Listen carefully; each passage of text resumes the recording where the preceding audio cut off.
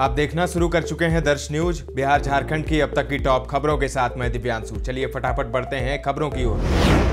BPSC की ओर से दारोगा बहाली यानी एसआई भर्ती की प्रारंभिक परीक्षा आज आयोजित की जा रही है। परीक्षा 2 पालियों में हो रही है, जिसमें 660 लाख अभ्यर्थी शामिल हो रहे हैं। पहली पाली सुबह 10 बजे और दूसरी पाली दोपहर 2:30 बजे से शुरू हुई।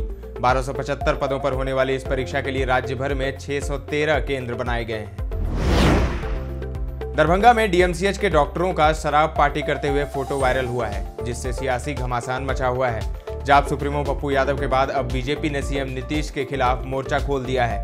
केंद्रीय मंत्री नित्यानंद राय ने पुलिस पर शराब का कारोबार चलवाने का आरोप लगाया है, तो बिहार विधानसभा के नेता प्रतिपक्ष विजय कुमार सिन्हा ने सीएम नीतीश पर गंभीर आरोप लगाए हैं। उन्होंने सीएम नीतीश को ही शराबबंदी फेल होने के लिए जिम्मेदार ठहराया है। संसद में घुसपैठ की घटना के मास्टरमाइंड ललित झा ने अपने पिता से कुछ महीने पहले 7 लाख रुपए मांगे थे। दरभंगा स्थित उसके पैतृक गांव में बहेड़ा थाना पुलिस पहुंची। पुलिस ने बीते दिन उसके माता पिता से करीब 1 घंटे तक पूछताछ की। पूछताछ में पिता देवानंद झा ने बताया कि शुक्रवार शाम को दिल्ली पुलिस ने फोन पर ललित की गिरफ्तारी की जानकारी दी थी। इससे पहले तक उन्हें इस बारे में कुछ नहीं पता था। बहुचर्चित ब्रह्मेश्वर मुखिया हत्याकांड मामले में सीबीआई ने सप्लीमेंट्री चार्जशीट आरा के जिला एवं सत्र न्यायालय में दायर की है। सेशन जज 3 के कोर्ट में दायर चार्जशीट में लोजपा रामविलास के मुखिया चिराग पासवान के करीबी पूर्व एमएलसी हुलास पांडे समेत 8 लोगों को नामजद अभियुक्त बनाया गया है। पटना के दानापुर कोर्ट परिसर में एक विचाराधीन कैदी की हत्या के बाद कोर्ट परिसरों में सुरक्षा कड़ी कर दी गई है। कड़ी तलाशी के बाद ही अंदर लोगों को एंट्री दी जा रही है। मेटल डिटेक्टर भी लगाए गए हैं।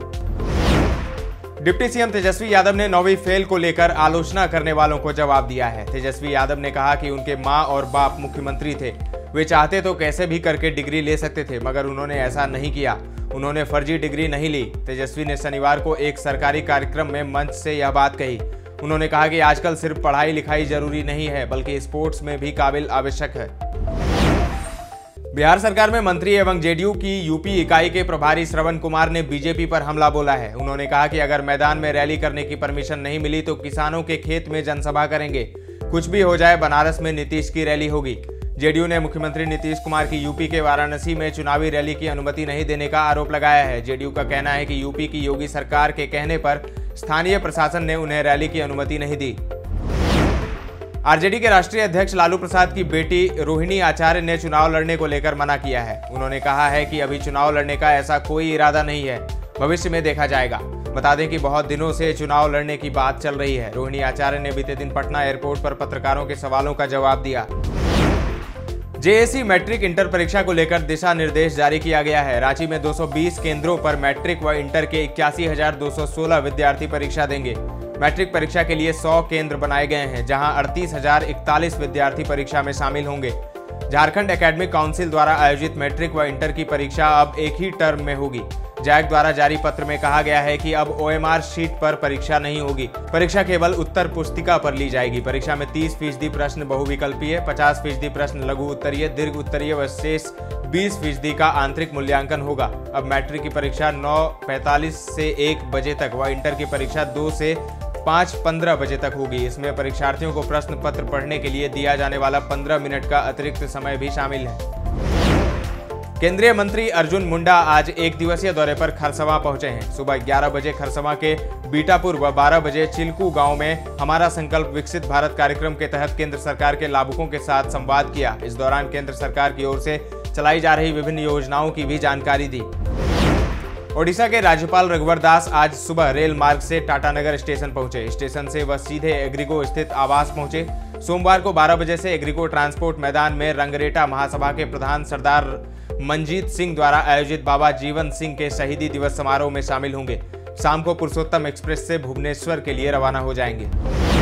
अब खबर खेल जगत से। भारत और साउथ अफ्रीका के बीच आज 3 मैचों की वनडे सीरीज का पहला मुकाबला खेला जा रहा है। दोनों टीम जोहान्सबर्ग के न्यू वांडरर्स स्टेडियम में आमने सामने हैं। साउथ अफ्रीका ने टॉस जीतकर पहले बैटिंग करने का फैसला किया है।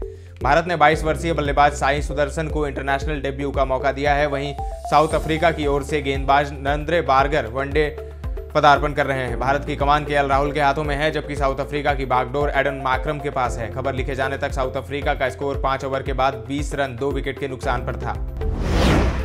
अब बात मौसम के मिजाज की। बीते 24 घंटे के भीतर बिहार के 10 शहरों का पारा 10 डिग्री सेल्सियस से नीचे पहुंच गया है। राजधानी पटना समेत 23 शहरों के न्यूनतम तापमान में गिरावट दर्ज की गई है। मौसम विभाग के पूर्वानुमान के अनुसार अगले 7 दिनों तक लोगों को ठंड से राहत नहीं मिलने वाली है।